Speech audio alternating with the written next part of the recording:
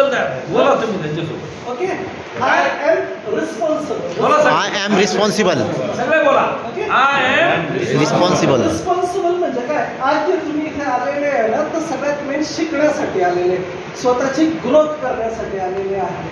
तर I am responsible. आज जे तुमचं अस्तित्व आहे हे तुम्ही निर्माण केलेलं आहे. बेस्टमध्ये बेस्ट जर तुम्ही तुमची स्किल यूज केली तर पुढच्या लेवलला गॅरंटेड तुम्ही जाऊ शकता. तर सगळ्यात पहिले काय आहे? I am responsible. समजा आज जर तुमच्याकडे टू व्हीलरच असेल तर त्याच्यासाठी रिस्पॉन्सिबल कोण? आज तुमच्याकडे फोर व्हीलर आहे पण मारुती 800 आहे, त्याचे रिस्पॉन्सिबल कोण? तुमच्याकडे फक्त 2 BHK आहे, फक्त 400-500 स्क्वेअर फीटचा, रिस्पॉन्सिबल कोण? माझं एवढंच म्हणणं आहे का जे काही आपली इन्कम आहे, जे काही आपलं स्टेटस आहे, त्याच्यासाठी फक्त ना फक्त आपणच रिस्पॉन्सिबल आहे. LIC सारख्या जबरदस्त नंबर 1 ते म्हणजे पूर्ण वर्ल्डमध्ये, जगामध्ये ज्याचं नाव घेतलं जातं, क्लेम सेटलमेंट मध्ये नंबर 1 आहे, सर्व्हिसेस मध्ये नंबर 1 आहे, कोणाला त्याच्यावर क्वेश्चन मार्क नाहीये. या संस्थेचे तुम्ही प्रतिनिधी आहे, तरी तुम्ही जर बिझनेस करत नसाल, तरी तुम्ही जर MDRT नसाल तर त्याच्यासाठी रिस्पॉन्सिबल सीतारामन मॅडमने तुमच्यासाठी 12 लाखापर्यंत टॅक्स माफ केलंय. फक्त 11,32,600 रुपयाला MDRT. किती?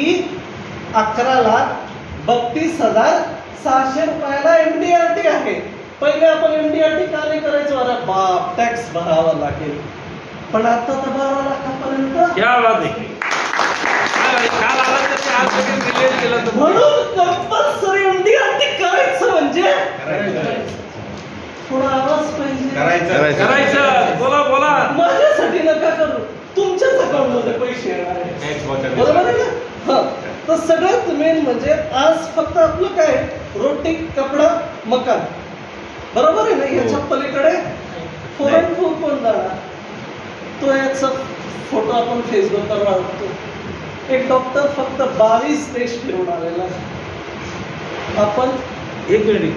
रोटी, कपडावर मकान त्यांनी फार भारी सांगितलं. त्याच्या पुढे आपण काय पाहतो? TV, fridge. जास्त काय आपली ताकद कुठपर्यंत? TV, fridge. 2 व्हीलर घ्यायचं सुद्धा आपल्याला देव पाण्यात ठेवाला. लक्ष झालं? तर सगळ्यात मेन म्हणजे ना की प्रॉब्लेम्स जे आहे ना, ते प्रॉब्लेम्सला थोडंसं ओव्हरकम करायचं आहे. आपली जी वॉन्ट आहे ना त्याला हॅव मध्ये रूपांतर करायचं आहे. वॉन्ट म्हणजे काय? गरजा म्हणजे पाहिजे, आवश्यकता. बस रोटी, कपडा, मकान म्हणजे पाहिजे. बरोबर ना? आणि हॅव म्हणजे असलंच पाहिजे. हॅव म्हणजे काय? माझ्याकडं टॉपची 4 व्हीलर पाहिजे म्हणजे पाहिजेच. माझ्याकडे असलीच पाहिजे. माझा बंगलो मोठा असला म्हणजे असलाच पाहिजे. पाहिजे नाही, झालंच पाहिजे. हॅव आहे माझ्याकडे. 50 MDR म्हणजे LIC एजंट्स किंवा 50 इन्शुरन्स एजंटचं नाव फोर्ब्स या मॅगझिन मध्ये दिलेलं आहे. फोर्ब्स मध्ये आपला फोटो येणार हे फार मोठं भाग्य लागतं. फार जबरदस्त इन्कम असेल तरच तुम्ही फोर्ब्स मध्ये तुमचं नाव, अस्तित्व निर्माण करू शकता. 50 इन्शुरन्स एजंट झळकले ऑलरेडी. आपण इथेच. आता बजेट डिक्लेअर झालं. स्पेशल लोकांना तिथे बोलवलं जातं की यार बजेटमध्ये काय चेंजेस करायचे आहे, इन्शुरन्समध्ये नवीन काय करायचं आहे, सजेशन्स द्या. जर एक दिवशी तुमच्यापैकी इन्क्लुडिंग मी जर तिथे बोलवलं गेलं, हो इन्शुरन्समध्ये नवीन प्रोव्हिजन काय आणायची सांग, तर काय होईल? PMOच्या ऑफिसमध्ये तुम्हाला कॉल आला, सर प्राईम मिनिस्टरने तुम्हाला उद्या मीटिंगसाठी बोलवलं आहे, प्लीज या. तर काय होईल? आपला स्टडी, आपला अभ्यास, आपलं नॉलेज. अरे इमॅजिन नाही करू शकत, समजत नाही. अरे स्पेशली जर तुम्हाला तिथून जर फोन येतोय, जर बजेटमध्ये तुमच्यामुळे पूर्ण म्हणजे इंडियामध्ये एक जर नवीन प्रोव्हिजन आली तर किती मस्त होईल. तेवढं तर केलं पाहिजे आपण. सगळ्यात मेन म्हणजे आहे ना, देवाने आपल्याला पाठवलं आहे ना तर काही ना काही एक कारण आहे. 140 करोडच्या या फक्त भारतामध्ये, मी वर्ल्ड जग नाही म्हणत आहे, फक्त भारताचीच गोष्ट म्हणत आहे, जग तर फार वेगळं झालं. फक्त भारतामध्ये 140 करोडच्या जनतेमध्ये तुम्हाला पाठवलं गेलं. का पाठवलं गेलं हे प्रश्न विचारला स्वतःला. 140 तर ऑलरेडी आहे ना, मग तुमचा जन्म का झाला? तुमचा जन्म फक्त याच्यासाठी झाला की 140 करोड लोक जे काम करू शकले नाही ते तुम्ही करा. ही देवाला गॅरंटी आहे. आणि तुम्हाला स्वतःला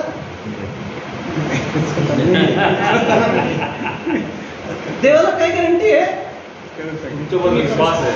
तुम्ही हे काम करणार म्हणून तुम्हाला LIC एजंट दिली. LIC एजन्सी सगळ्यांना भेटत नाही. त्याच्यासाठी पुनवानी करावी लागते तरच LIC एजन्सी भेटते, नाही तर भेटत नाही. तुम्ही एकदम जबरदस्त आहे का ज्याचा पैसा घेतात ना, तुम्ही मस्त झोपले ना तरी त्याच्या अकाउंटला पैसे झाले. तुम्ही जागे नाही झाले ना तरी मॅच्युरिटीचे क्लेमचे फोन तिथे जाणार, भाऊ अरे तुझा पैसा आहे घेऊन जा. अशी कोणती संस्था फोन करून सांगते भाऊ तुझा पैसा घेऊन जा? एवढी मस्त संस्थेचे तुम्ही जबरदस्त सैनिक आहे. तर यू शुड डू समथिंग.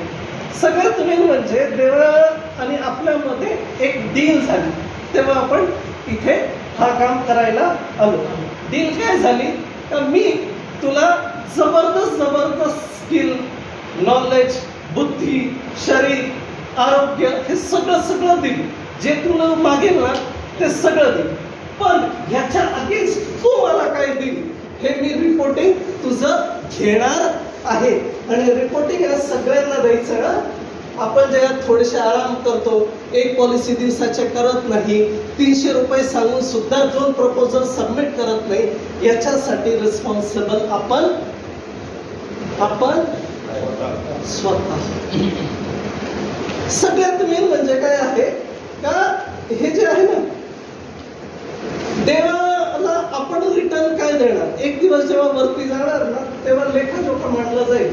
मी तुला एवढं दिलं आणि तू रिटर्न मध्ये काय दिलं. जर मायनस मध्ये भेटलो ना तर मग देव काय शिक्षा देईल माहित नाही. इथे तर 300-100 रुपयामध्ये काम होतं नाही.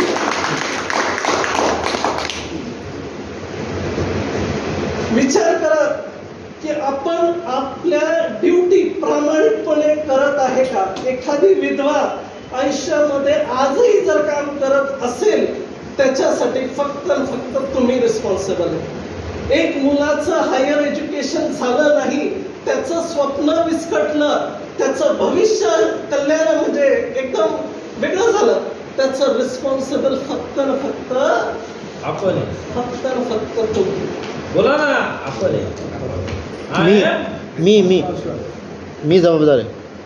डॉक्टर अब्दुल कलाम यांची जर आपण गोष्ट बघितली तर शेवटच्या क्षणाला त्यांच्या अंत्यविधीला आहे ना, म्हणजे जे रस्ता होता तो रस्ता कमी पडत होता, लोक झाडावर सुद्धा उभे होते. माहिती का तुम्हाला?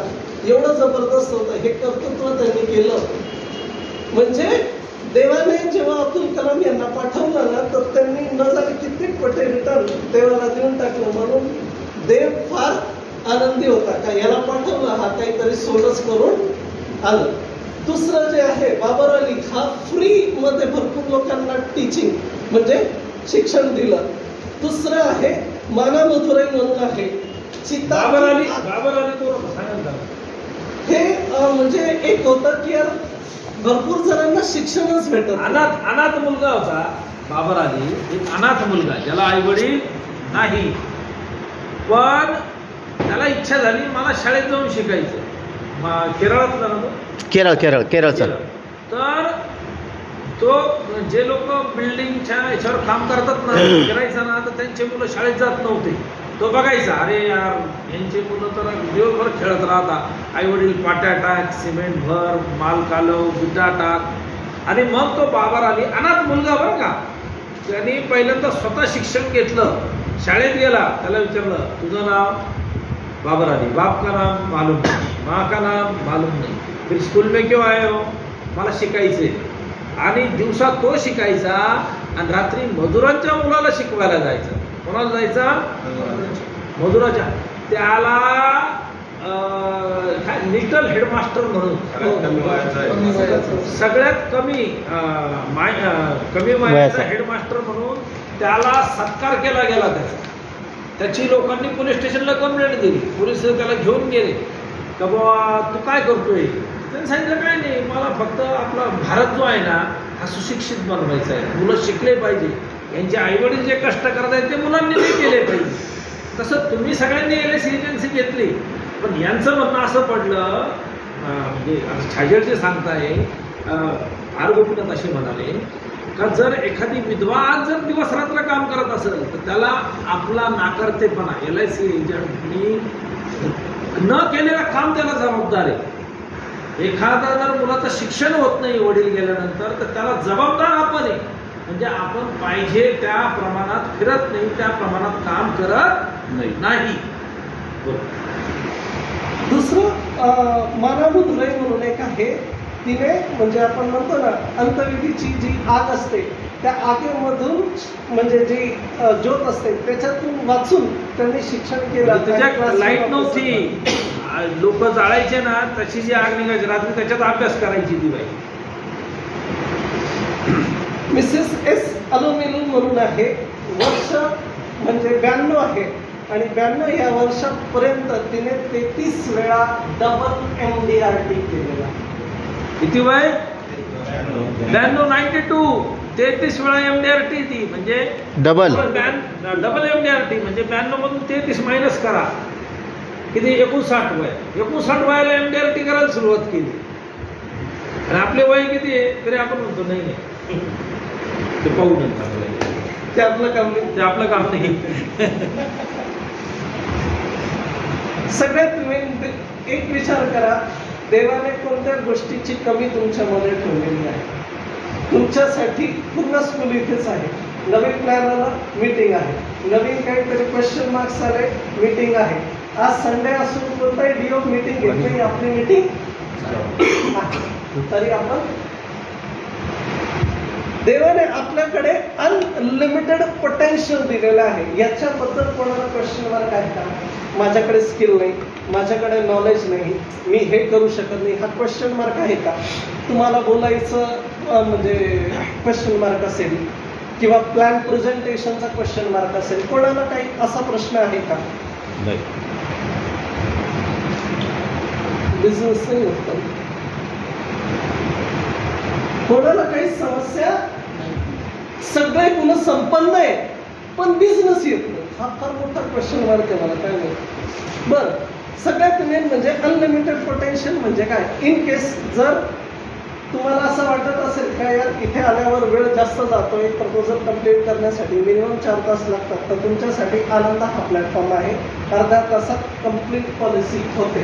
रिसिप्ट घरी म्हणजे मेलवर येऊन जाते.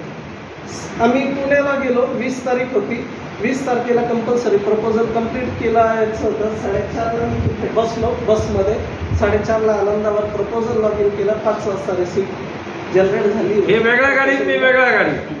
यांनी मला फोन केला, सर OTP हे जनरेट करायचं आहे.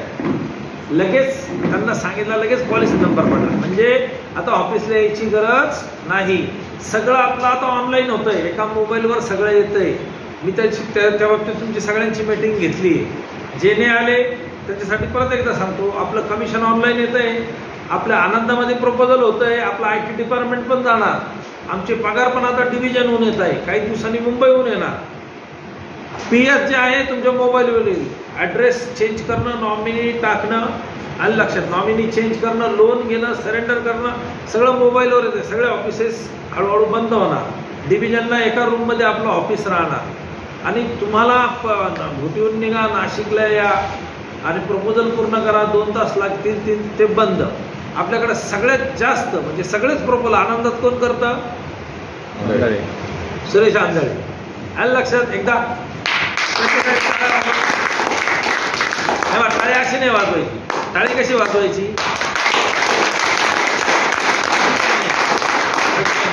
हे बा,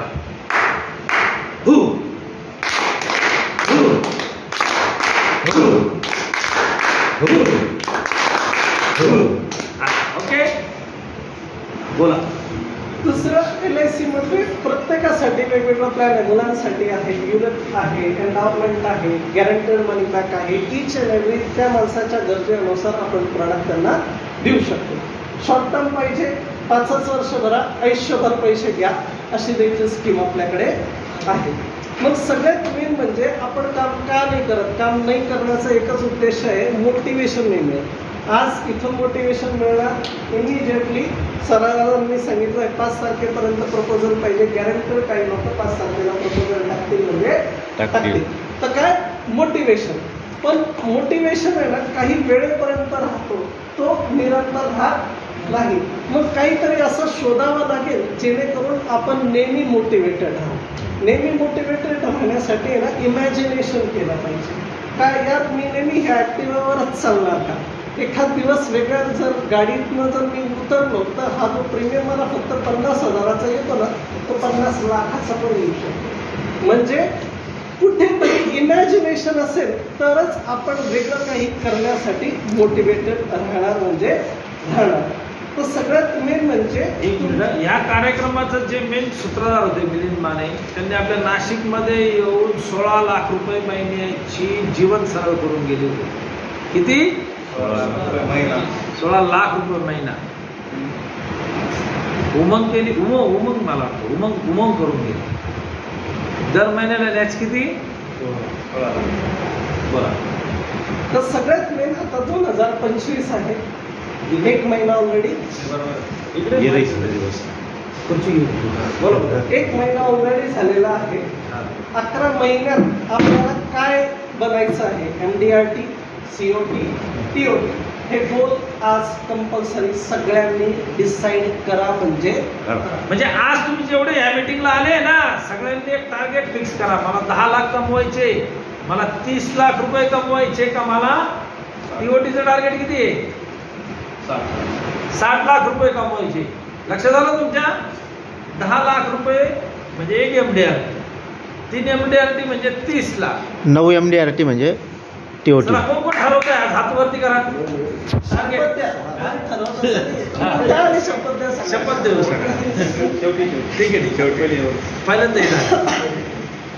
सगळ्यात मेन म्हणजे काय आहे, 2025चा आपला गोल काय असला पाहिजे हे तुम्ही ठरवा. दुसरी गोष्ट, आता गोल तर ठरवला तर सरांनी आता सांगितलं काय यार मॅच कंपल्सरी केलं. मॅचने काय होतं, मंथली इन्स्टॉलमेंट येतो, पार्टीला एकदम एकखट्टी प्रीमियम भरण्याचा लोड येत नाही. म्हणून थोडा एक्स्ट्रा प्रीमियम जरी असेल तरी तो आरामशीर भरू शकतो. तर सगळ्यात पहिला आपलं गोल डिसाईड करा. गोल डिसाईड केल्यानंतर त्याच्यावर ॲक्शन घ्यावी लागेल. किती पॉलिसीज करायच्या, तर कमीत कमी 85,000 75,000च्या मी 100 पॉलिसी करेल ना. म्हणजे किती पॉलिसीज करेल जेणेकरून माझा जो प्रीमियमचा टार्गेट आहे तो कम्प्लीट होईल. माझा तिकीट साईज किती पाहिजे, जसं या सरांनी सांगितलं का कमीत कमी एवढ्याचं प्रीमियम मी कंपल्सरी घ्यायचं. तर ॲक्शन प्लॅन कंपल्सरी आपण घेतला पाहिजे. मग आपल्याकडे रिसोर्सेस काय आहे, रिसोर्सेस म्हणजे स्मार्ट ऑल इन वन आपल्याकडे आहे. त्याच्यामध्ये प्रेझेंटेशन येतो, पण प्रेझेंटेशन त्याच्यासमोर न दाखवता त्याची जर प्रिंट घेऊन गेलो तर जो तुमचा कन्व्हर्सेशन आहे तो झाल्यानंतर इमिजिएटली तो चेक देईल का, तर त्याच्यासमोर प्रिंटेड प्लॅन ऑफ ॲक्शन दाखव. किती पैसे भरणार, किती पैसे मिळणार, त्याचा इन्शुरन्स कवर किती आहे हे सगळं असतं. म्हणून जर तसं असेल तर बेस्ट आहे. अजून काय रिसोर्सेस आहे, एक सगळ्यात मेन म्हणजे सीतारामन मॅडमने एक सांगितलं का तुम्ही पॉलिसीज आहे ना फक्त LIC एजंटकडनंच घ्या. बँकांमधनं पॉलिसी घेतली जाते पण तिथे भरपूरशा मिस सेलिंग होतात. म्हणजे चुकीच्या व्यक्तीला चुकीचं प्लॅन दिलं गेलं, कोणता प्लॅन घेतलेला आहे माहीत नाही. काल एक ॲडव्होकेटचा मला फोन आला, दर महिन्याला 1000 रुपये जातात ते, हे मला आता सांग नेमकं मी कधी ते लावू. सीताराम मॅडम कोण आहे माहिती आहे? कोण आहे? वित्त मंत्री भारत सरकार. सगळ्यांना आपल्या गल्लीतलीच करून बाई. तर एक जर स्पेसिफिकली त्यांनी जर सांगितलं का LIC एजंटकडनंच पॉलिसी घ्या, म्हणजे विचार करा आपल्या सारख्या 24 अजून कंपन्या किंवा 23 अजून प्रायव्हेट कंपन्या आहे, त्यांचं नाव त्यांनी घेतलं नाही, घेतलं तर नाव कोणाचं घेतलं, LIC. एवढा विश्वास फायनान्स मिनिस्टरला तुमच्या कारकिर्दीवर आहे, मग कमी का पडायची. दुसरी गोष्ट, आपल्याकडे 100% गव्हर्नमेंट सॉव्हरनिटी आहे. म्हणजे IRDAच्या हिशोबाने तर कंपल्सरी त्याचा पैसा आपण देणार म्हणजे देणार. पण सगळ्यात मेन म्हणजे गव्हर्नमेंट सॉव्हरनिटी असल्यामुळे आपल्याला डबल, आपण म्हणतो ना डबल कव्हर आहे की जे कोणाकडेच नाही आहे. तर एवढी जर स्पेशल गॅरंटी आपल्याकडे आहे प्रोडक्ट विकायला. सॉव्हरेन गॅरंटी म्हणजे काय? बँकांकडे किती ती 5 लाखापर्यंत 10 लाखाची जरी बँकेत एफडी केली आणि बँक उद्या जर बुडाली तर 5 लाख रुपये मिळायची गॅरंटी आहे. पण LIC मध्ये आता नागपूरला एका उद्योगपतीने 300 कोटी रुपये टाकले. किती टाकले? 300 कोटी. तो म्हणे फक्त भारतातली एकमेव संस्था आहे जिच्यावर मला भरोसा आहे, माझ्या 1 रुपयाला पण धक्का लागणार नाही. अंबानींनी सुद्धा 10,000 कोटी कोणत्याच बँकेत दम नव्हता द्यायचा कर्ज. त्यांनी कोणाकडून कर्ज घेतलं? ते LIC. दुसरं, कालच 74%चा फॉरेन डायरेक्ट इन्व्हेस्टमेंट जो पहिले होता, आता 100% इन्शुरन्स फॉरेनर सुद्धा करू शकतात. म्हणजे इनडायरेक्ट झालं का? झालं म्हणजे पहिली 24% मीटिंग मध्ये सांगितलं होतं बघा मागच्या, तर तुम्ही सावध व्हा. 24% आता तो 100% होईल. तर झाला बघा का? मोदींचं स्वप्न आहे 2034 पर्यंत प्रत्येक खिशात पॉलिसी पाहिजे, इन्शुरन्स पॉलिसी प्रत्येक खिशात पाहिजे. झालं काल बघा, आलंच. आपण कधी बोललो होतं? हे जानेवारीत बोललो आणि आता आलं. झेडमची आमची मीटिंग झाल्या आपली मीटिंग घेतली होती बघा इमिजिएट. आपण कोणत्या पार्टीकडे जातो तेव्हा पहिलाच रिजेक्शन आपल्याला फेस करावं लागतं. माझ्याकडे ऑलरेडी LIC आहे, पहिला रिजेक्शन. दुसरा काय आहे, माझा घरचाच कोणीतरी LICचं काम करतो, मला तुझ्याकडनं पॉलिसी नको. बरोबर आहे ना? हेच मेन कारण आहे. बोलत नाही ना तर पुढे जाता येत नाही. कोण असं बोलले तर मला समजेल खरंच हे प्रॉब्लेम तुमच्या आहे का नाही. सगळे इथं आहे ना? म्हणजे जर झोपले कुठले असेल तर मला सांगा. असं पण टाळ्या कशी वाजवायच्या? टाळ्या कशी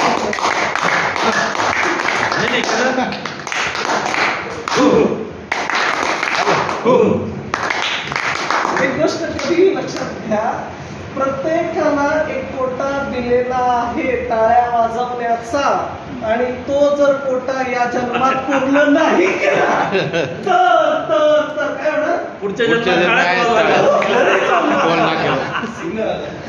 म्हणून आत्ताच वाजवून घ्या. आता महेश सरांसाठी तुम्ही डबल टाळ्या वाजवायला पाहिजे. का? त्यांचा सब्जेक्ट नव्हता.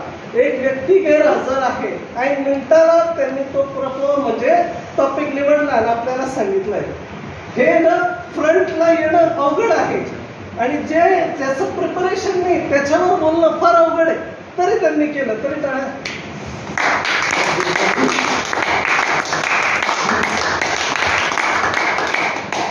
आपल्यापैकी कोणी केलं का? मग ते केलं तर त्यांना उत्साह द्यायला पाहिजे की नाही? दुसरी गोष्ट एक मेन आहे की आपण आहे ना आपले स्वतःचे कॉम्पिटिटर्स आहे ना वाढवतोय. आपण नाही गेलो कंपल्सरी कोणी ना कोणी जाणार, कंपल्सरी कोणाकडनं तो पॉलिसी घेणार, आपला साठी दरवाजा बंद होईल. काही महिन्यांपूर्वी विमा सखी ही कन्सेप्ट आली. 1 लाख विमा सखी ऑलरेडी ऍक्टिव्ह आहे. त्यांना कमिशन पण चालू आहे, सॅलरी पण चालू आहे. आपल्याला पण दुःख चालू आहे. कमिशन तर चालू आहे पण इनडायरेक्टली जर आपण क्लब मेंबरशिप घेतली तर बेनिफिट्स पण मिळतील. पण आपण अजूनही क्लब मेंबरशिप घेतलेली नाही. मग इनडायरेक्टली हे जे गव्हर्नमेंटला स्टेप का घ्यावी लागली? कारण की 1956 पासून तर 2024 पर्यंत जेवढ्या लोकांना इन्शुरन्स आपण द्यायला पाहिजे होता आपण देऊ शकलो नाही. म्हणून त्यांनी विमासाठी कन्सेप्ट आणली. विमासाठीने जोरदार काम सुरू केलेलं आहे आणि आता इन्शुरन्स पॉलिसीज वाढतात. जर आपण नाही गेलो तर तुम्ही बघा आता सगळ्यात मेन जाए तो जाए कहाँ नाही, हे प्रश्न नाही तुमच्यासमोर आहे ना. माझ्याकडे तर सगळ्या प्लॅन आहे, रट्टा आहे. मी आत्ताच्या आता कोणालाही पॉलिसी विकू शकतो पण जाऊन भिडू कोणाशी, सांगू कोणाला अडचण आहे. ऑफिस नाही, सर्वांना आहे, पण बोलत नाही. ऑफिस नाही, ऑफिस आहे का? पॉलिसी तर माझ्याकडे आहे, मी द्यायला तयार आहे. एवढं विकलं तर एवढं मिळणार आहे, सगळं मला माहिती आहे. पण प्रॉब्लेम आहे जाऊ कुठं? जाऊन सांगू. माझ्याकडे काय नाहीये, प्रॉस्पेक्टिंग लिस्ट काय नाहीये. प्रॉस्पेक्टिंग लिस्ट काय असते? प्रॉस्पेक्टिंग लिस्ट काय? नाव आहे कस्टमरचे, आपले नाव आहे. प्रॉस्पेक्ट म्हणजे काय? जे लोक पॉलिसी काढणार आहे त्यांची पहिला नोंद संभाव्य ग्राहकाची यादी. Prospecting list. संभाव्य ग्राहकाची यादी. जो सीओटी आहे ना त्याच्याकडे फक्त मिनिमम 1000 लोकांची लिस्ट आत्ताच्या मिनिटाला आहे. म्हणून त्याच्यासमोर प्रश्न नाही मी कोणाकडे जायचं. त्याला माहिती मला कोणाकडे जायचं आहे. आज मला एवढं टार्गेट कम्प्लीट करायचं आहे, ते कोण टार्गेट कम्प्लीट करू शकतो. जेव्हा तुम्ही प्रॉस्पेक्टिंग करता तर सगळ्यात पहिले एज काय आहे, त्याची इन्कम काय आहे, त्याचा प्रोफाईल काय आहे, तो कुठे राहतो, या बेसिक काही कॅल्क्युलेशन करून जर त्याच्यासमोर तुम्ही प्रेझेंटेशन केलं तर तुम्ही एवढं नाही एवढं घेऊया. तर म्हणून प्रॉस्पेक्टिंग करताना कंपल्सरी विचारपूर्वक लिस्ट कंपल्सरी बनवा. म्हणजे जिवंत माणसाची लिस्ट पाहिजे एवढं नक्की आहे, सगळ्यांना माहिती आहे. हॅलो, एवढं तर नक्की 59 वयापर्यंतच्या लोकांची लिस्ट पाहिजे क्लिअर. हे आपल्या आजूबाजूलाच आहे का जंगलात जावं लागणार आहे? हॅलो, जंगलात गेलं ते लिस्ट मिळेल का? मग हा प्रॉब्लेम किशोर पाटलांना का बरं येत नाही? कुठं जाऊ त्यांच्याकडे? सर कुठं कुठं जाऊ असं आहे. ते काय म्हणता मला, सर जाऊ तरी कुठं कुठं, वेळ कमी पडून राहिला सर मला. असा कोणता दिवस नाही, असा कोणता आठवडा नाही का त्या महिन्यात ते त्यांनी त्यांच्या पॉलिसी नसतात. डेली ॲक्टिव्ह ग्रुपवर बघा, रोज त्यांचं अभिनंदन चालू आहे. रोज रोज रोज, कधी किशोर पाटील कधी मनोज पाटील आहे का? तसं म्हणजे जाऊ तर कुठं कुठं जाऊ. आणि ते काय म्हटले, काय प्रश्न आहे, कुठं जाए तो जाए कहा. कारण की आपल्याला माहितीच नाही का जिवंत माणसांची लिस्ट पाहिजे. ते आपल्या आजूबाजूला आहे, ते आपल्या मोबाईलमध्ये.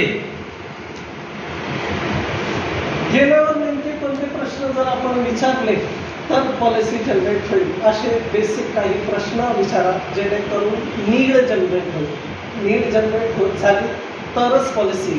तुम्ही हे घ्या असं जर म्हटले तर भिकारी आपल्या समोर येतो, आपण किती पैसे देतो तुम्हाला माहिती. म्हणून नीड जनरेट करा, प्रीमियम चांगला आहे. दुसरी गोष्ट, जाताना पर्सनॅलिटी कंपल्सरी चांगली पाहिजे म्हणजे पूर्ण स्पेसिफिक. हे जे काही बोलताय ना ते सगळं आर गोपीनाथ बोलले बरं का. यांचं पर्सनली घेऊ नका, हे आम्हाला काय बोलू राहिले. आर गोपीनाथनी सांगितलेलं आहे का पर्सनॅलिटी तुमची. आज बघा ते प्रेझेंटेशनला येताना कसे आले, काही गरज होती का? पण नाही यार, माझ्या मित्रांसमोर मला प्रेझेंट करायचे तर मी कसा गेलो पाहिजे. प्रेझेंटेशन एकदम बेस्ट पाहिजे. भरपूर LIC एजंट प्रेझेंटेशन घेऊन जातात, पण तुमचं प्रेझेंटेशन जर आगळा वेगळा असेल ना तर तो 4 जणांना गॅरंटी सांगेल या एजंटकडे जा, याचं प्रेझेंटेशन अप्रतिम असतं. याची प्लॅन म्हणजे जो पद्धतीत तो सांगतो तो खरंच वेगळा आहे. कंपल्सरी ह्याच्याचकडनं पॉलिसी घ्या.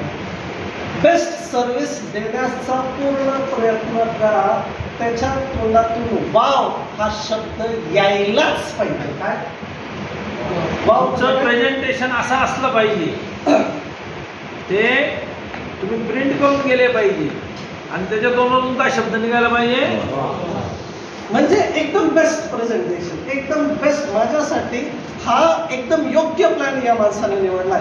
काहीतरी अभ्यास करून आलेला आहे, माझ्यासाठी काहीतरी वेगळंच घेऊन आलेला आहे. म्हणजे त्याच्याकडे इनकेस पॉलिसी जरी असेल ना तरी तो तुमची पॉलिसी घेईल. माझ्याकडे जो त्याचा बंधू एजंट आहे तरी त्याने माझ्याकडे पॉलिसी घेतलेली आहे. आई ज्याची LIC एजंट आहे तरी माझ्याकडे पॉलिसी. आता हे कसं हे मला नाही माहित, तुम्हीच प्रश्न विचारा. दुसरी गोष्ट, कंपल्सरी बर्थडे अॅनिव्हर्सरी विश करणं विसरू नका. बर्थडे फक्त त्याचाच नाही, कोणाचा, सगळ्या परिवाराचा. परिवारामध्ये कोण कोण येतं, पोरं, आई बाप, बायको, आलं लक्षात. अजून अजून काय आजूबाजूच्या असून त्यांच्या घरात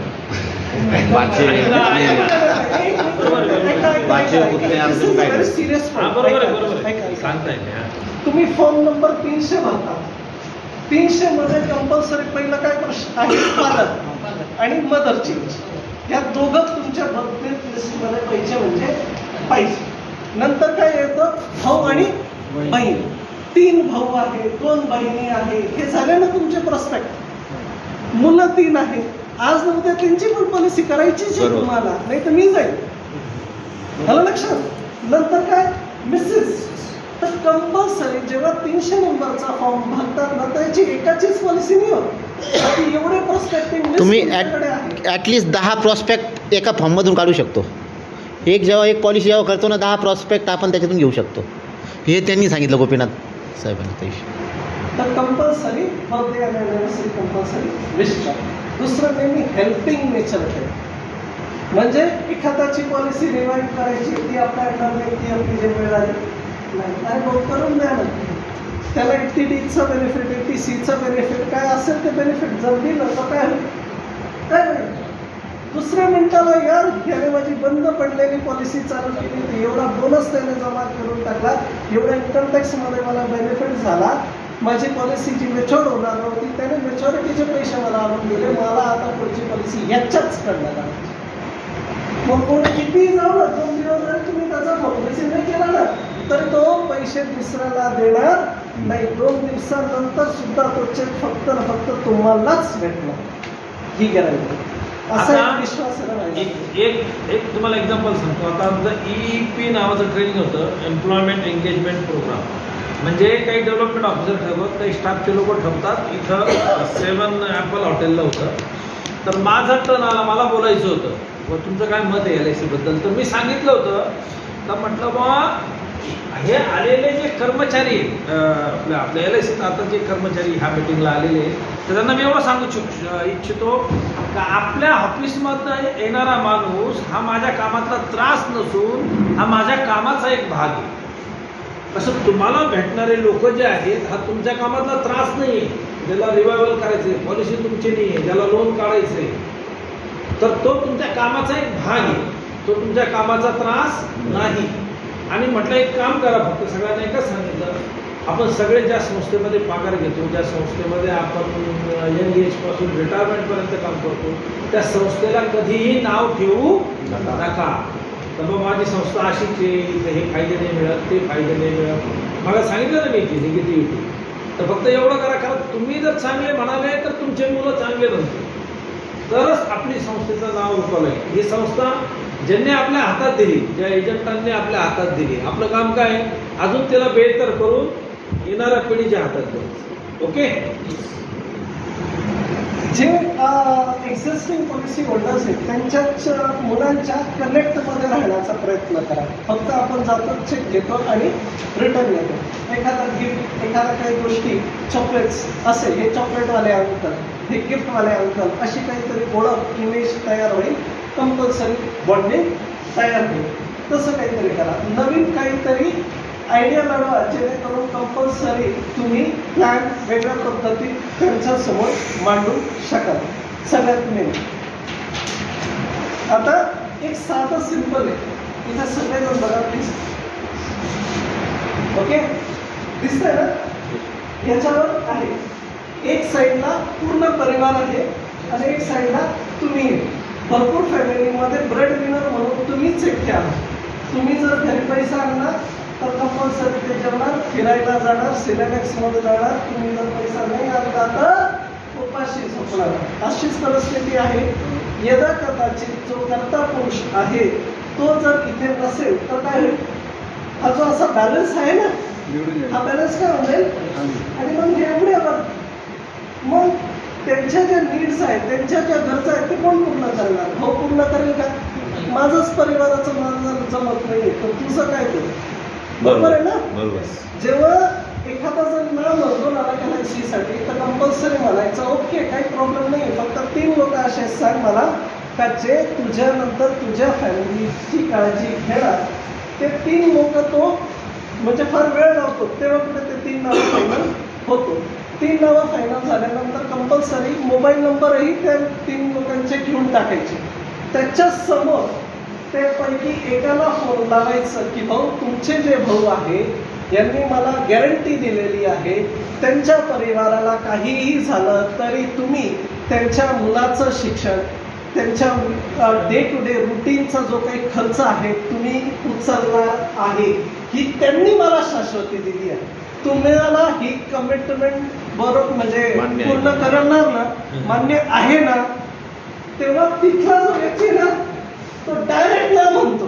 आणि जेव्हा डायरेक्ट तो ना म्हणतो ना, याला गरज निर्माण होते आणि तो पॉलिसी काढतो. म्हणजे हा मुद्दा आला ना सगळ्यांच्या लक्षात. तो जर नाही म्हटला तर त्याला सांगायचं 3 जणांचे नावं द्यायचे, तुझ्यानंतर तुझ्या कुटुंबाची काळजी घेणार.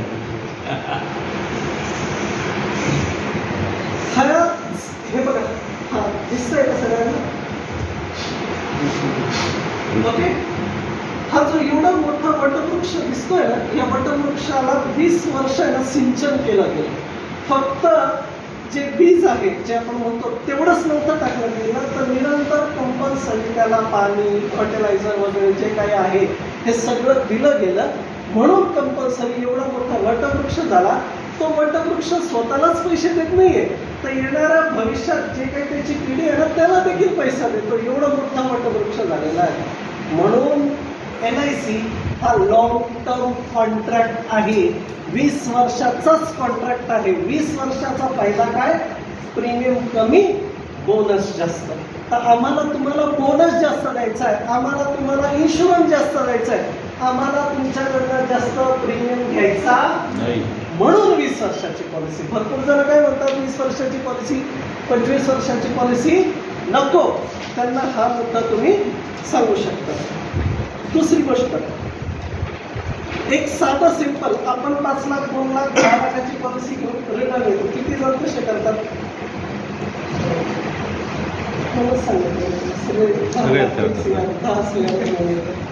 बरं, एक साधं सिंपल कॅल्क्युलेशन परत थोडंसं व्यवस्थित बघा. कोणत्याही परिवारामध्ये गेलं, समजो हमारे फिक्स ना, तर एक समजा मुलगा आहे, त्याचं वय 10 आहे, त्याचं लग्न, त्याचं शिक्षण होण्यापर्यंत एज किती असतो? 25 पकडून चालू, नॉर्मली कमी जास्त असू शकतो. मग आज जर त्याचं वय 10 आहे, 25व्या वर्षापर्यंत त्याचं कंपल्सरी रिस्पॉन्सिबिलिटी म्हणजे वडिलांवर आहे. कंपल्सरी 15 वर्षासाठी मुलासाठी काही ना काही प्रोव्हिजन करायची आहे. मुलाचं जर खर्च म्हटलं तर मिनिमम 5 लाख आहे. शाळेची फीस 1 लाखच होते. माहिती आहे का तुम्हाला? 1 ते 1.5 लाख आहे ना, फक्त शाळेचीच फीस आहे. गाडी, येण्या जाण्यासाठी, कपडे ते वेगळं, ट्रिप, त्याच्यानंतर बाहेर फिरायला नेणार का नाही करा, मग तेच त्याचं सेलिब्रेट करणार का नाही. ऑन एन ॲव्हरेज किती खर्च? 5 लाख. आता अशोका शाळेला दादाच्या मुलाचं ऍडमिशन घेतो, 1 लाख रुपये फी सांगितली ज्युनियर केजी, बाकीचं वेगळं त्याच्यामध्ये. फक्त 10,000 रुपये भरून ठेवा, तर तुमचं ऍडमिशन पक्क आहे.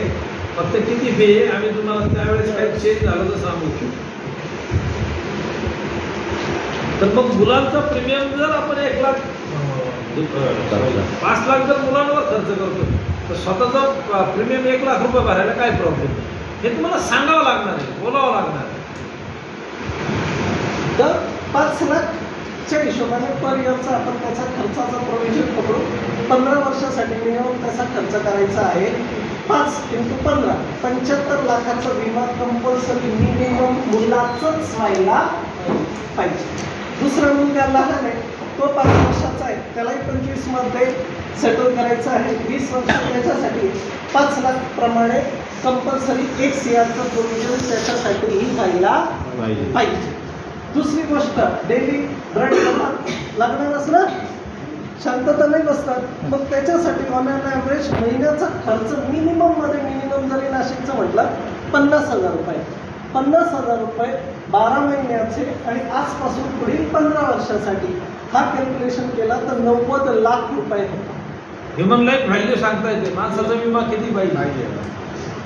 दुसरं अजून काही बेसिक खर्च जर आपण पकडले, काही सेफ्टीसाठी, इमर्जन्सीसाठी, तरी 75 लाखाचा बॅकअप पाहिजे. कमीत कमी प्रत्येक मनुष्याचा 3.40 करोडचा विमा असला पाहिजे. कोविड सारख्या सिच्युएशनमध्ये पण 1 CR 2 CRचा कव्हर फार मोठा कव्हर आहे असं लोकांना वाटत होता. पण हा जर कॅल्क्युलेशन तुम्ही त्याच्यासमोर ठेवला तर कंपल्सरी जी 10 लाख 50 लाखाची पॉलिसी होते ती थोडी मोठी पॉलिसी. हे कॅल्क्युलेशन परत ऐकायचं आहे तुम्हाला, आलं लक्षात? सांगा सांगा परत सांगा, म्हणजे कसं कॅल्क्युलेशन कसं करायचं. जो मोठा मुलगा आहे त्याचं वय 10 आहे, 25व्या वर्षी पर्यंत त्याची जिम्मेदारी आपल्याकडे आहे. 15 वर्षाचा खर्च त्याचा आपल्याला करायचा आहे. 5 लाख रुपये वार्षिक खर्च आहे. 5 × 15 75 लाख झाले कमीत कमी. दुसरा मुलगा फक्त 5 वर्षाचा आहे. पुढील 20 वर्षासाठी त्याचं आपल्याला शिक्षणाचा त्याचा हा प्रीमियमचा खर्च करायचा आहे. म्हणजे 5 लाख × 20 1 करोडचा लहान मुलाचा झाला. दुसरी गोष्ट महिन्याचा मिनिमम 50,000 खर्च आहे. 50,000 × 12 म्हणजे 6 लाख रुपये. असे पुढील 15 वर्षासाठी कमीत कमी 90 लाख. बोलू नका काढणे सर, ते जीव तोडून सांगताय, तुम्हाला सांगताय, तुम्ही बोलू राहिले जेवढा पैसा तेवढाच नाही ना. नंतर हाऊसिंग जे किरकोळ अजून काही आपले बेसिक खर्च आहे ते 75 लाख मिनिमम पकडा. इमर्जन्सीज वगैरेसाठी कमीत कमी 3.4 करोडचा विमा एका फॅमिलीचा झाला पाहिजे, म्हणजे तरच तिथून बाहेर निघायचं. आता आपण युजली काय करतो, फक्त जो करता त्याचाच इन्शुरन्स काढतो. मग जो दुसरा एजंट आहे तो जातो की काय ठीक आहे तुमची तर झाली ना, मिसेसची बाकी आहे, मुलांची बाकी आहे, त्याची तर करावी लागली का नाही, मग कंपल्सरी दुसरा एजंट एंट्री करतो. तर ही गोष्ट तुम्ही पेंडिंग ठेवली म्हणून दुसरा एजंट. त्याला बिझनेस का मिळाला तर तुम्ही प्रॉपर त्याचं सेलिंग नाही केली, तुम्हाला प्रीमियम नाही मिळाला. तुम्हाला प्रीमियम नाही मिळाला म्हणून दुसऱ्या एजंटला मिळाला. परत हा पिक्चर बघा, दिसतंय काहीतरी? ओके ओके सगळ्यांना दाखवा काय चित्र काय. घोडागाडी आहे. आता इथे लक्ष द्या की सगळ्यात मेन म्हणजे की हे जे आतमध्ये लोक आहे ना हे सगळे तुमचे फॅमिली मेंबर्स. आतमध्ये बसलेले कोण आहे? सगळे तुमचे फॅमिली मेंबर्स. हे जे रथ तुम्ही चालवतात आहे ना हे तुम्ही आहे. रथ चालवणारा कोण आहे? तुम्ही स्वतः आहे, म्हणजे त्याला सारथी म्हणतात. आणि हा जो तुम्हाला एका शिखरापर्यंत घेऊन जातोय ना ही रिस्पॉन्सिबिलिटी कोणाची आहे? कोणाची आहे? बरोबर. मस्त चालू आहे आणि कंपल्सरी हे असंच होईल, बरोबर ना? चालत राहणार ना, हो का नाही? बरोबर आहे ना. तुमच्या कुटुंबाला वरती न्यायचं काम कोण करतं? तुम्ही. तो घोडा आहे ते म्हणजे तुम्ही, म्हणजे कुटुंबाचा करता आहे. त्या गाडीचे बसलेले ते घरचे लोक आहे. आणि ज्या वेळेस सांगा इन केस आता हा तर फार मोठा आहे शिखर आहे, इथे जाता जाता यदा कदाचित जर काही गडबड झाली, घोडं कडमडलं, किती स्पीडने खाली या एवढ्या स्पीडने एखादा जर आघात फॅमिलीवर झाला तेवढा प्रॉब्लेम प्रत्येक फॅमिली मेंबरला बेअर करावा लागतो.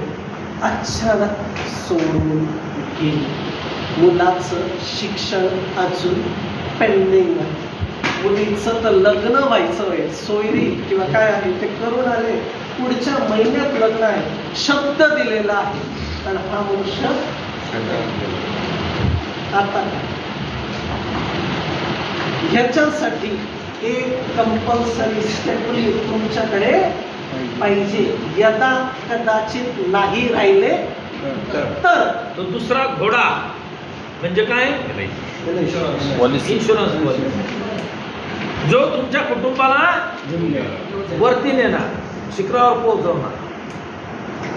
तर इन्शुरन्स पॉलिसी काय आहे? लाईफ इन्शुरन्स हे देव नाही आहे, पण जो म्हणजे म्हणतो ना आपण की देवाचा एक आपल्याला आशीर्वाद आहे. जर LIC पॉलिसी आपल्याकडे आहे तर कंपल्सरी एक बॅकअप प्लॅन आहे.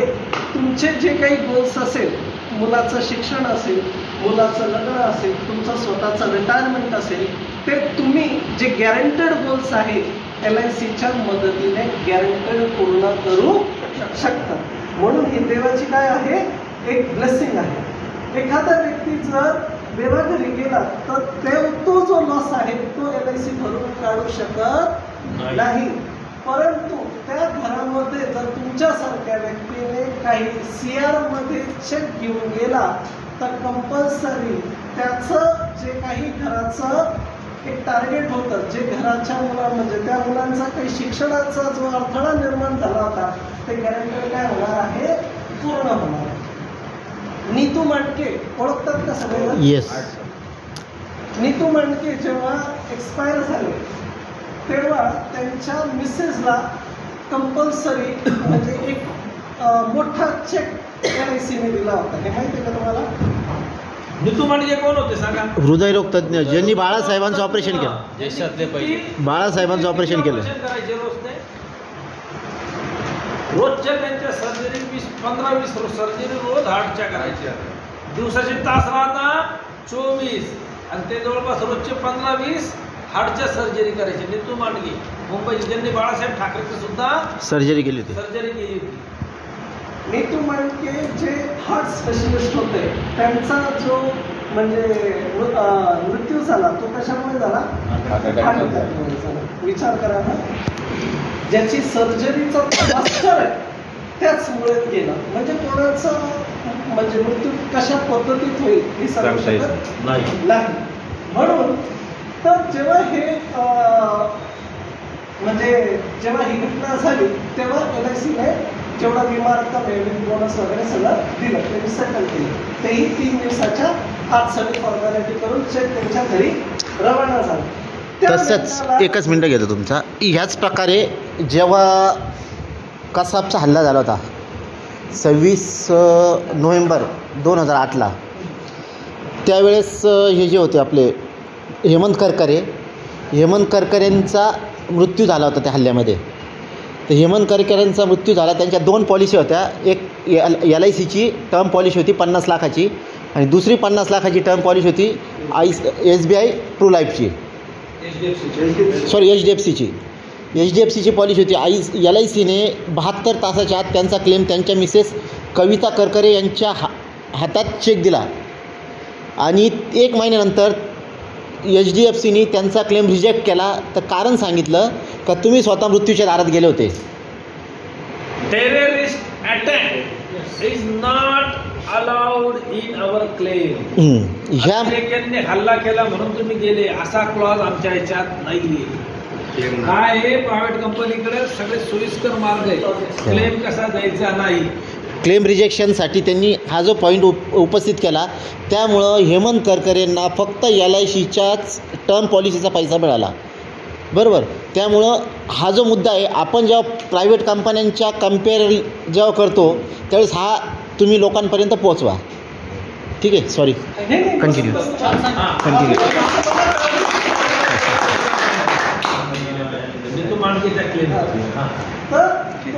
जेव्हा ती घटना झाली नीतू मांडकेने लेटर लिहिला, म्हणजे त्यांच्या मिसेसने लेटर लिहिला. लेटर असं लिहिलं का पैसे घेणारे लाईन लावून होते दारासमोर, फक्त LIC होते.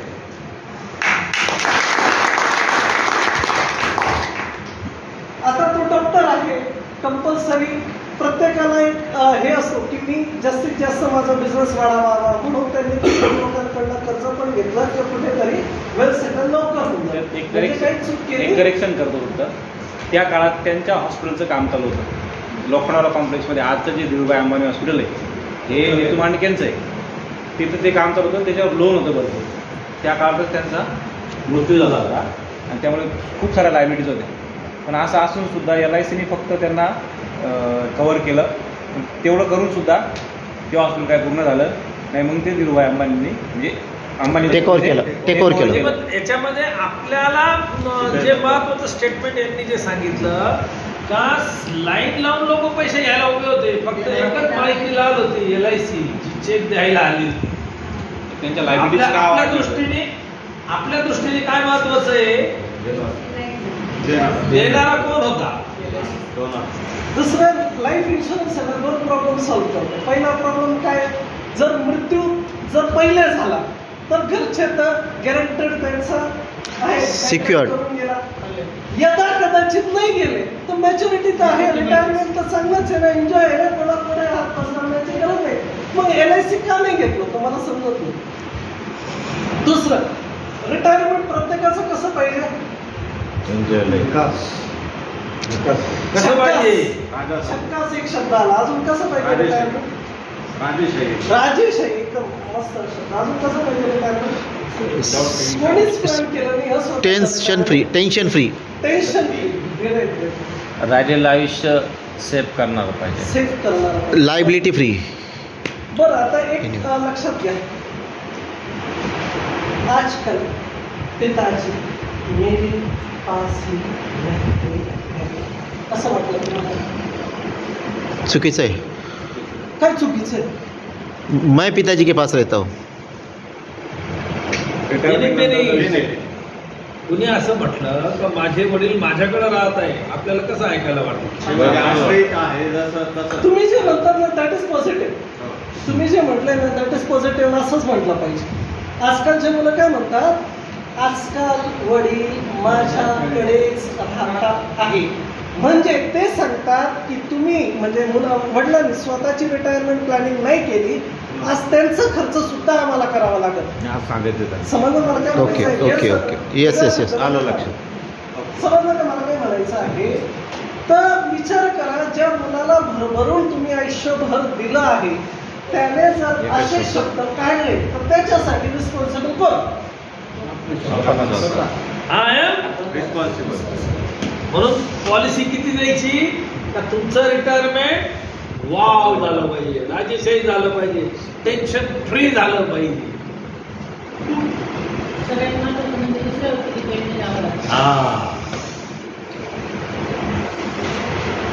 मुलगा तुमच्या कडेवर राहिला तर एकदम बेस्ट आहे. तुम्ही जर त्याच्या कडेवर राहिले तर कसं चित्र दिसेल? असं फोटो समोर आणा. आपल्या मुलाच्या कड्यावर आपण आहे, आपल्या मुलीच्या कड्यावर आपण आहे, आपल्या जावयाच्या कड्यावर आपण आहे, कसं वाटेल? आणि आपला मुलगा आपल्या कड्यावर आहे, फोटो कसा वाटतो?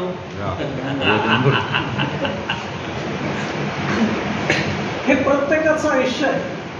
आयुष्य कसं आहे का पहिले जे 25 वर्ष आहे ना आपण शिकत राहतो, बरोबर? गाडी घालू नका. ओके, पहिले 25 वर्ष काय आपण शिकत राहतो, आपली सेटलमेंट होत राहते. पुढचे 25 वर्ष आपलं अमृतकाल असतो, कारण की खिशामध्ये लक्ष्मी आहे. जे मागाल ते मिळेल. बरोबर आहे ना? बरोबर आहे ना? LIC सारखं तुमच्याकडे आहे, जे मागाल तेवढं कमिशन कंपल्सरी. तेही आता तर 15-15 दिवसात यायला लागलं. पहिले तर महिन्यात एकदा यायचं, आता तुमच्यासाठी कधी कधी ते एक्स्ट्रा पण काढतात नाही डिसेंबरसाठी. म्हणजे तुम्ही लवकर NDRT व्हावं म्हणून, 2 दिवसापूर्वी तर NDRT व्हावं म्हणून. तर सगळ्यात मेन म्हणजे काय, अमृतकाल. पुढचे 25 वर्ष. आता हा जो 25 वर्ष आहे हे तुमच्या पेरणीचा काळ. याच 25 वर्षात तुम्ही स्वतःच्या आयुष्याचं जर सेव्हिंग केलं नाही, पुढच्या काही वर्षांसाठी तुम्ही जे जगणार आहे त्याचं जर प्रोव्हिजन नाही केलं तर मग तुमचे हाल असेच होणार ना. बात आहे ना लक्षात? तर पुढचे जे 10 वर्ष आहे दॅट इज 50 ते 60, यामध्ये कॅपॅसिटी थोडी कमी झालेली असते. आणि जो कधी आपला ऐकत होता आता तो हुकूम करतो, जो तो हुकूम करतो. आता पोळी गरम कधी मिळते? मुलगा आल्यावर. नाही समजलं? नाही समजलं काय? पहिले तुम्हाला गरम पोळी मिळायची ना, कारण की तुम्ही गरम पैसे आणायचे. आता काय म्हणते, मुलगा 10 मिनिटात येणार तेव्हा गरम करून देते ना. 10 मिनिटं थांबा हो. नाही हे फील नाही झालंय का तुम्हाला? मी काही वेगळं सांगतोय पण समजत नाहीये. नाही बरोबर मला अनुभव मी अजून त्या एजला नाही गेलो बरं. नेक्स्ट असं आहे का हा जो 70 ते 100चं वय आहे ना, हा सगळ्यात मोठा आहे. देवाने आपल्याला किती आयुष्य दिलं हे माहीत नाही, आणि त्या एज पर्यंत प्रोव्हिजन कंपल्सरी करायची आहे म्हणजे आहे. म्हणजे एक सांगतो, समजा मी वयाच्या 25 पर्यंत आई वडिलांकडे पैसे मागितले द्या, बरोबर. 26 ते 60 मी कमवायला लागलो, त्यावेळेस मी माझी पॉलिसी नाही काढली, कुठं सेव्हिंग नाही केली. 60 नंतर मला जावयाकडं आणि मुलांकडे हात पसरावला. कोणाकडं? लक्षात आलं ना? फक्त चित्र बदललेलं राहील. इथं आई वडील होते, इथं मुलं आणि सुना राहते, जावया आणि मुलगी राहील. त्यासाठी आज 26 ते 60 मध्ये माझं सेव्हिंग असं पाहिजे का मला परत हात पसरायची वेळ आली नाही पाहिजे. सर तुम्हाला किती मुलं आहे? समजा यदा करायचं, समजा यदा करायची 3रा मुलगा जर जन्माला आला असता तर तुम्ही काय केलं असतं? केलंच असतं, खर्च केलंच असतं. 2 मुलगा आहे, तिथेच फुलस्टॉप झाला होता. देवाने 3ऱ्या मुलाला पाठवलं, तरी त्यांनी खर्च केला. 3रा मुलगा LIC आहे तुमचा. 3रा काय आहे? LIC म्हणजे रिटायरमेंट प्रोव्हिजन. ह्या 2 मुलांचा तर खर्च आपण स्वतः करत होतो. मग कंपल्सरी असं समजा का हा 3रा मुलगा आहे, दॅट इज रिटायरमेंट, आणि ह्याला जर लहानाचं मोठं नाही केलं तर हे 2 आपल्याला फळं देतील का? गॅरंटी नाही. लग्न झाल्यावर तर गॅरंटी बिलकुलच नाहीये. पण हा जो 3रा मुलगा आहे तो गॅरंटेड आपल्या अकाउंटला क्रेडिटेड करेल. आलं लक्षात? म्हणून 3रा मुलगा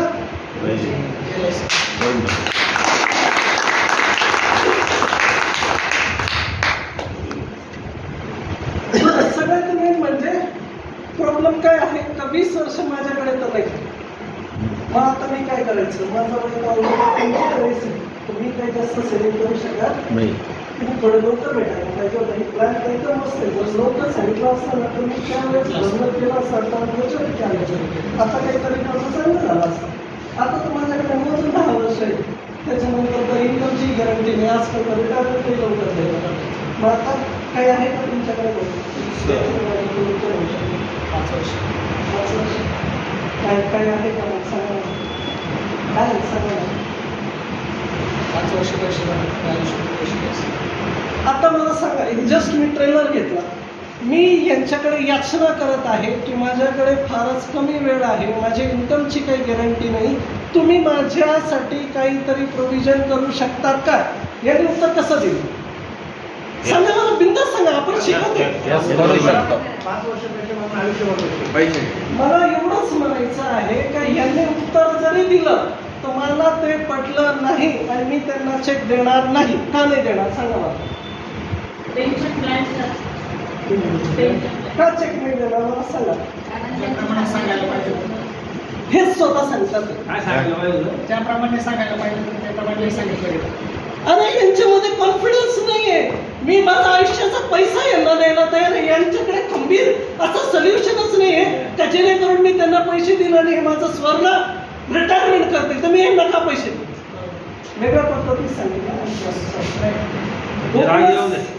गोपीनाथ सरांनी आपल्याला सांगितलं, you should be always active, you should be always energetic, तरच तुम्हाला बिझनेस मिळेल म्हणजे मिळेल. मला लक्षात म्हणायचं. बरं, आता सध्या ऑब्जेक्शन कसला येतो मार्केट? SIP. SIP. अच्छा, अजून फक्त SIP का? Long term mutual fund, short term घर घेतलं. Okay okay okay. अजून रिटर्न आणि शॉर्ट टर्म. Short term. बरं. अजून तुम्ही किती देत आहे? तुम्ही किती हा ते वेगळं काही पॉईंट गेला तुमचं. सगळ्यात मेन एक गोष्ट लक्षात घ्या की म्युच्युअल फंड SIP हा एक सगळ्यांसमोर क्वेश्चन मार्क आहे. तर त्याचा एक रामबाण उपाय आहे असं मला वाटतं. बाकी तुम्ही तर सगळ्यात मेन म्हणजे असं आहे की SIP किती वर्षासाठी करतात? 5 वर्षासाठी करतात. किती वर्षासाठी? SIP जे म्हणतात ना ते चुकीचे आहे. मला प्रश्न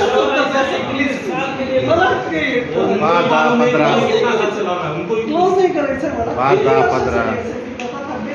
75% SIP क्लोज होत आहेत, 32% लॉसमध्ये SIP. लग्न ठरलेलं आहे, पुढच्या वर्षी लग्न आहे, पुढच्या वर्षी पैसे भेटतील. नाही, त्यांचा प्रश्न असा होता तर लोक SIP किती दिवसासाठी काढतात? 5 वर्ष, म्युच्युअल 10 फंड वर्ष. 5 वर्ष, 10 वर्ष, 20 वर्ष, 20 वर्ष. कमीत कमी बघतात. हे बघा, ऑन अन ॲव्हरेज जे लोक SIP काढतात ते सांगताना लॉंग टर्मच सांगतात. लॉंग टर्म त्यांच्या हिशोबाने 5 वर्षही असू शकतो, 10 वर्षही असू शकतो. पण जेव्हा त्यांना रिटर्न्स दाखवतो की पहिल्या 5 वर्षात काही खास होत नाही, 10 वर्षात नाही, 15 आणि 20 वर्षानंतर चांगले रिटर्न्स येतात, तेव्हा ते कन्व्हिन्स होतात की ठीक आहे आम्ही 20 वर्षासाठी करू. म्हणजेच जर ते SIP मध्ये 20 वर्षासाठी पैसे भरायला तयार आहे तेव्हाच त्यांना एक चांगला पैसा मिळणार आहे. तर आपण पण 20 वर्षाचा कन्व्हिन्स त्यांना करू शकतो. ओके, पहिली गोष्ट. आता सगळ्यात मेन म्हणजे एक असं आहे का शक्यतो ज्यांना SIPचं व्यसन आहे, काय व्यसन समजतं का? SIPचं जर व्यसन असेल ना तर तो कंपल्सरी SIP चालूच ठेवतो. का चालूच ठेवतो? कारण की कंपाऊंडिंगचा इफेक्ट इमेझिंग. त्याचं काही स्टिंग आहे नाही, एवढा जबरदस्त पैसा SIP मध्ये होतो. तुमची 2000ची SIP असो, 10,000ची SIP असो, 1 लाखाची असो, पण ती जेवढ्या जास्त वर्ष टिकेल तेवढा जास्त कंपाऊंडिंगचा इफेक्ट आहे. म्हणून SIP करणारा व्यक्ती त्याला जर त्याचा बेनिफिट समजला तर तो थांबत नाही. ओके, असं आहे. तर पहिले त्याला कॉंग्रॅच्युलेशन करायचं. सर कॉंग्रॅच्युलेशन, तुम्ही SIP केलेली आहे, जबरदस्त, तुमचं वेल्थ बिल्डिंग तर झालंच. थँक्यू. अभिनंदन केलं, कसं वाटलं? बरं वाटलं. बरोबर आहे. ऑब्जेक्शन कसं वाटलं? म्हणजे काय हरकत नाही. आता पॉलिसी नाही देणार ना आपल्याला, नाही समजलं का? त्याने म्युच्युअल फंड का सांगितलं? आपल्यासाठी करण्यासाठी. पण त्याला काय करायचं? कॉंग्रॅच्युलेशन. मग काय झालं? थोडंसं गारं. म्हणून तू काय म्हणतो? सर बसा ना, अजून काय सांगायचं का तुम्हाला? बसण्याची सर सोय झाली ना मग बोलायचं. तर सगळ्यात मेन म्हणजे असं आहे की SIP म्हणजे तुमच्या खिशातून गॅरंटेड तुम्ही पैसा देणार म्हणजे देणार. 15 वर्ष, 5 वर्ष, 10 वर्ष जे काही असेल. जर मी अशी काही सोय करून दिली तर तुम्हाला पैसा भरावाच लागणार नाही आणि तुमची SIP चालू राहिली तर तुम्हाला पैसा भरावा लागणार नाही, पण तुमची SIP चालू राहिली तर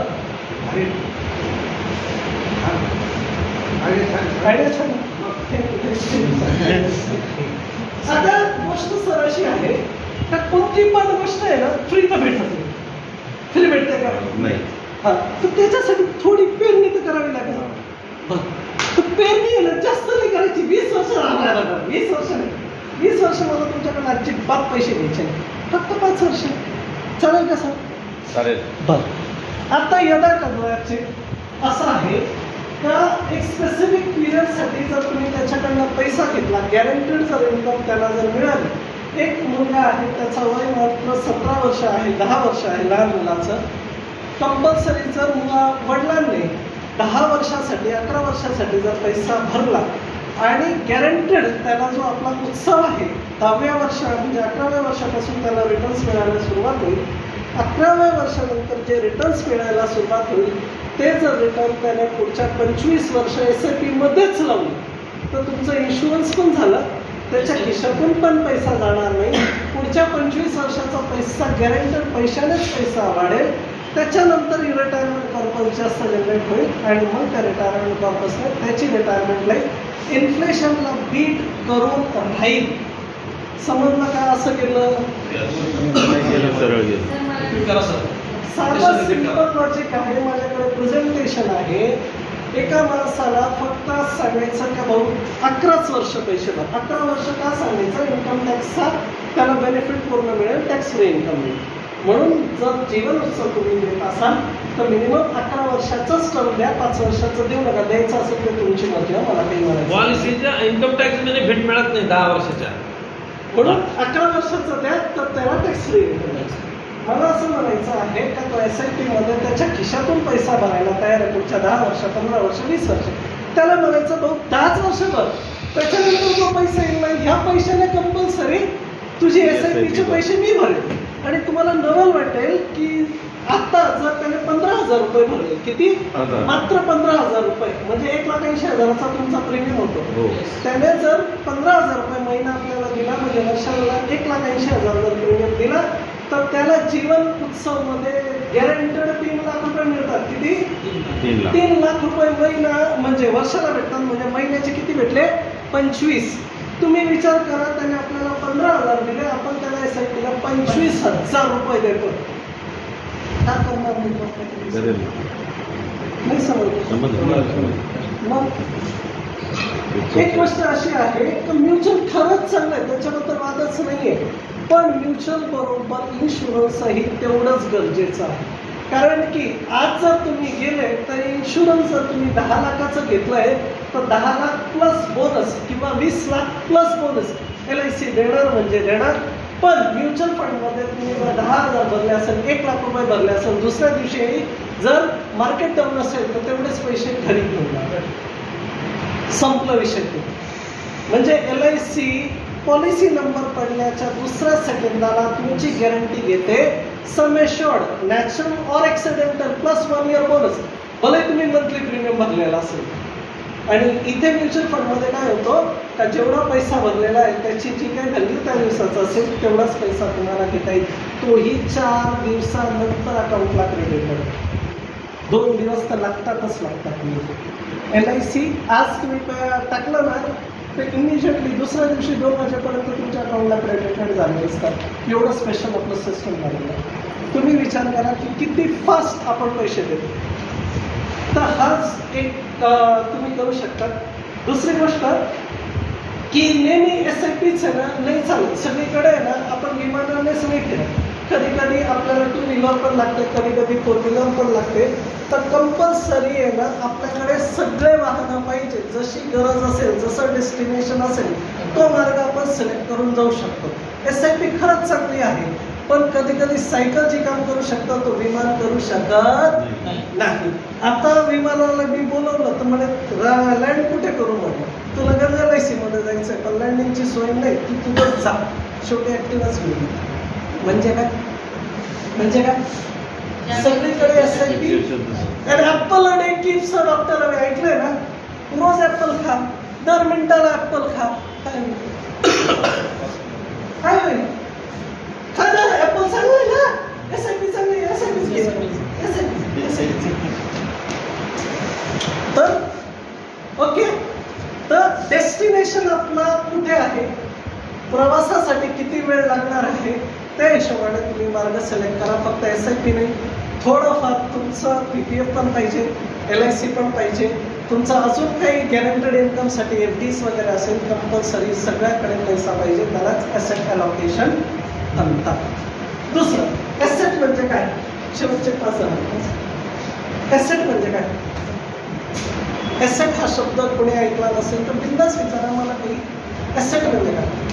प्रॉपर्टी. ॲसेट म्हणजे प्रॉपर्टी. बरं, आता भरपूर जणांना एक ऑब्जेक्शन येत असेल का माझ्याकडे प्रॉपर्टी इन्शुरन्सची तर गरजच नाही मला, हो का नाही? प्रॉपर्टी सुभाष घ्यायचं नाव कोणी ऐकलंय? ऐकलं का नाव?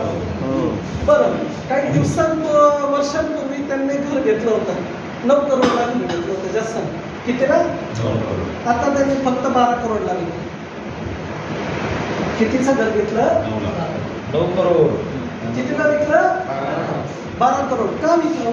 घर विकणं कोणाला आवडतं का? या एज मध्ये म्हणजे रिटायरमेंट या एज मध्ये तुम्ही घर विकाल का?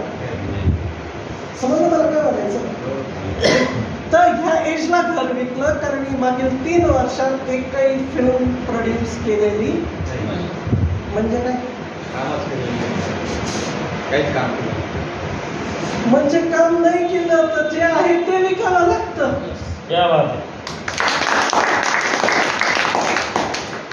मग आताच रिटायरमेंटचे प्रोव्हिजन करा, काम नाही केलं तरी घरात पैसे येणार. उत्सव म्हणून त्याला प्रकारचे ॲसेट असतात. एक ॲसेट ज्याच्याने आपल्याला कमाई मिळते, जसं मी घर घेतलं म्हणजे रेंटलने दिलं तर दर महिन्याला रेंट मिळणार म्हणजे मिळणार, गॅरंटी मिळणार. पण प्रॉब्लेम असा आहे का कधी ना कधी तो भाडेकरी सोडून जातो, दुसरा भाडेकरी लगेच मिळत नाही. 10% जेव्हा आपण सांगतो की वाढवणार आहे, तो लगेच असा म्हणतो की यार परत एक्स्ट्रा द्यायचे, म्हणजे तो 10% देतो पण असं करून मग देतो आपल्याला, बरोबर ना. मग ते आपल्याला धारशी ना होईल त्याने मला नाही माहिती. तर प्रॉपर्टीचा रेंट मिळतो, पण मग तो जर टेनंट असेल तर आज भरपूर जे जागा आहे ना ते वेकेंट पडलेल्या आहे, घ्यायलाच कोणी तयार नाही. मग जर रेंट भेटणार असेल तर घ्यायला हरकत नाही ना प्रॉपर्टी, पण प्रॉपर्टी घ्यायला लोक तयार नाही, कारण की जबरदस्त इन्व्हेस्टमेंट करावी लागते. दुसरी गोष्ट रेंट मिळेल का नाही याची ही गॅरंटी नाही. परवा इथे एक कुटे नावाचे ग्रस्त आले ते राजनगर, माझ्या समोर राहायचे ते राजनगर, तर त्यांचे फ्लॅट पडलेले आहे. ते मला म्हणते कुठे भाडेकरी बघा. म्हटलं का तुम्ही तर बिल्डर आहे, तुम्ही विकले नाही का? नाही म्हणे ठेवले बा रिटायरमेंटला भाडं पाहिजे म्हणून. म्हटलं किती फ्लॅट पडले? म्हणे 2 फ्लॅट आहे. म्हटलं काय त्याची व्हॅल्यू काय आहे? म्हणजे 50-50 लाख रुपये. म्हटलं एक काम करा ना, मग आमच्याकडे 50 लाख टाका, असं समजा अजून एक फ्लॅट तुम्ही हे घेतला, आम्ही तुम्हाला दर महिन्याला 33,000 रुपये भाडं देऊ. म्हणजे काय बोलता? आणि मी इथं तर 15,000 रुपये महिन्याचा माणूस राहिलो भाड्याने, पण भेटून नाही राहिला. पण आज म्हटलं किती वर्षापासून खाली पडले? म्हणजे 2 वर्ष झाले भाडेकरीच नाही भेटत. काय म्हटले ते? सगळे प्रयत्न केले, एजंटांना सांगितलं, ऑनलाईन टाकलं, पण लोक म्हणतात नाही 8 आणि 10,000 रुपये भाडं. लक्षात आलं? म्हटलं आमचा हा असा फ्लॅट आहे LICचा जीवन अक्षय किंवा जीवन शांती का, त्याच्यामध्ये तुम्हाला आज जर 50 लाख टाकले तर 33,000 रुपये गॅरंटेड दर महिन्याला रेंट. शिवाय उद्या भाडेकरी खाली करेल का नाही करेल ते टेन्शन नाही आहे. तुम्ही कधी यायचं, सही करायची, फ्लॅटची किंमत घेऊन जायची. तर रेंटल इन्कमचा एक कारण असतं म्हणून आपण प्रॉपर्टी घेतो. तर सरांनी ही जी कन्सेप्ट सांगितली त्याला व्हर्च्युअल प्रॉपर्टी पण म्हणू शकतो किंवा जीवनशांतीमध्येही इन्व्हेस्टमेंट करू शकतो का फिक्स गॅरंटेड इन्कम त्या तारखेला मिळेल. दुसरं आहे का भरपूर जर ठीक आहे रेंटल भेटलं नाही भेटलं चालेल, पण मी प्रॉपर्टी का घेऊन ठेवलेली आहे तर 25 वर्षानंतर पण काही वर्षानंतर मुलांचं जेव्हा लग्न ठरेल ही प्रॉपर्टी विकेल आणि पैसा मिळेल, त्याच्याने मी आरामशीर त्यांचं लग्न करेन म्हणून मी ते घेतलेलं आहे. तर दुसरं एक कारण असं असतं की या फ्युचरमध्ये त्या प्रॉपर्टीला म्हणजे चांगली व्हॅल्यू मिळेल म्हणून मी प्रॉपर्टीमध्ये इन्व्हेस्ट करतो नाही. पण प्रॉब्लेम असा आहे, काल मला एक शिक्षक म्हटले की मी प्लॉट घेतला पण मला तो प्लॉट मायनसमध्ये विकावं लागलं, तेही 8 वर्ष मी त्याच्यामध्ये म्हणजे ठेवले पैसे तरी तो मायनसमध्ये विकावा लागला मला. म्हणजे याचं कारण काय का कुठे पैसा टाकायचा, कोणता प्लॉट घ्यायचा हे अभ्यास केला नाही. तर चांगला प्लॉट म्हणजे तुम्ही इन्व्हेस्टमेंट केली पण त्याला रिटर्न आलं नाही, तर सगळ्यांना ती प्रॉपर्टीच पैसा देऊन जाईल असं नाही. मग जे गॅरंटेड तुमचे जे गोल आहे त्याला अशा प्रकारचे क्वेश्चन मार्क नका ठेवू की प्रॉपर्टी चांगला पैसा देऊन जाईल किंवा सोनं चांगलं देऊन जाईल किंवा काय चांगलं देऊन जाईल. असा काहीतरी प्रॉडक्ट निवडा का तुम्ही असो किंवा नसो गॅरंटेड त्या दिवशी तेवढा पैसा येणार म्हणजे येणार, म्हणून तुम्ही लक्ष विका. नेक्स्ट म्युच्युअल फंड सांगतात. तर म्युच्युअल फंडमध्ये असे काही वर्ष आले होते, ह्या वर्षांमध्ये सेन्सेक्सने रिटर्न्स दिलेले नाही, तुमचा पैसा मायनस होत होता. तर विचार करा जर त्या मुलाचं शिक्षण ह्या वर्षी राहिलं असतं किंवा लग्न ह्या वर्षी राहिलं असतं तर त्या वर्षी जर केतन नाईक, हर्षद मेहता, कोविड असे जर काही सिच्युएशन आले असते तर मग त्यांना काय सांगितलं असतं, खूप थांबून 2 वर्षानंतर दुसरी मुलगी बघून गेली, काही टेन्शन नाही. आता जाऊ दे अशोका सोडे म्युन्सिपाल्टीची शाळा लई भारी आहे, तुमचं ॲडमिशन तिथे करून घेतो काय जास्त केलं. सगळा पैसा आहे ना तुमचा MF मध्ये टाकलेला आहे, शेअर मार्केटमध्ये टाकलेला आहे. आता त्याचं आलं भविष्य काय म्हणत तुम्ही हेच म्हणा ना. मग त्यापेक्षा जर LIC राहिली असती तर कोविडमध्ये इथे स्टाफ कमी होता तरी गॅरंटेड पैसे घरी गेले म्हणजे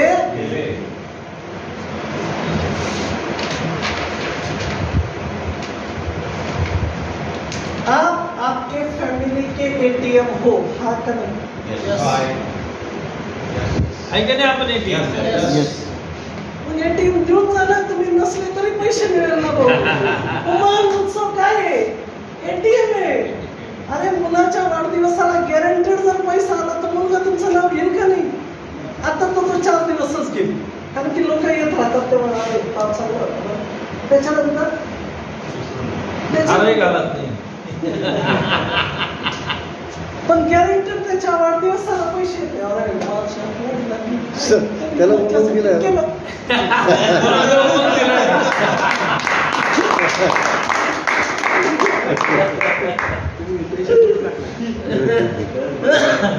पुढच्या वर्षापासून नाईनच्या पैसे चालू होते जीवनधारकचे. तर हे बघा, नवीन क्लायंट जोडणं हेच तुमचा पेट्रोल आहे. तुमच्या स्वतःचं रिटायरमेंट जर चांगलं करायचं असेल तर रोज एक पॉलिसी चाललीच पाहिजे.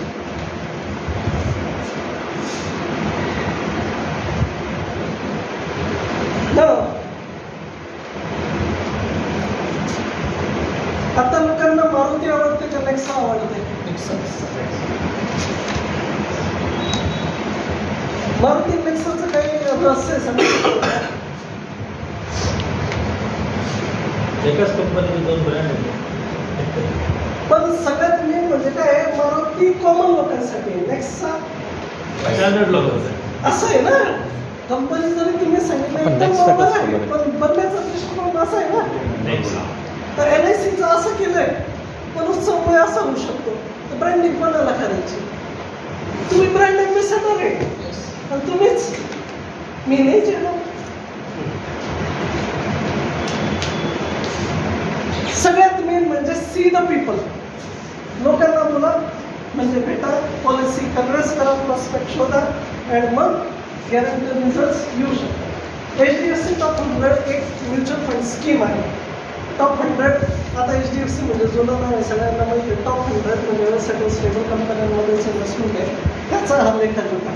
लेखाजोखा असा आहे का 32.92% रिस्क घेऊ, म्हणजे 33% रिस्क घेऊ, रिटर्न किती दिलं? 14. रिस्क किती घेतली? म्हणजे 160-180च्या स्पीडने गाडी चालवली, आणि रिटर्न किती दिले? 14. जेव्हा 160-180ला स्पीड असते आणि तुम्ही त्या ड्रायव्हरच्या शेजारी असतात तर मस्त राहताना तुमचं का असं खालीवरती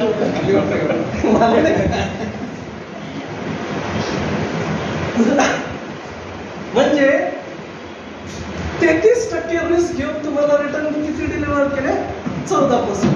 आपला युलिप आहे, निवेश प्लस, इंडेक्स प्लस किंवा SIIP किंवा अजून एन्डॉवमेंट प्लस, असे काही जर प्रोडक्ट्स तुम्ही जर निवडले तर जवळपास ऑन एन ॲव्हरेज 16% रिस्क घेऊन मिनिमम 10% रिटर्न. 10% रिटर्न महागाईला बीट करून आहे. रिस्क 50% आहे, तिथे 33 घेतली होती, इथे किती घेतली? 16% रिस्क घेऊन सुद्धा 10% रिटर्न आहे. म्हणून थांबत का व्हायला पुण्याला पोहोचलो हे महत्वाचं आहे, आणि टाईमशीर पोहोचलो. गाडी पंक्चर नाही झाली, नाही तर तिथे जलसा झाला असता आमचा. नाशिक मीटिंग झाली. नेक्स्ट, आता आपली LIC 6% देते, पण गॅरंटीड पोहोचवणार, पंक्चर होणार नाही.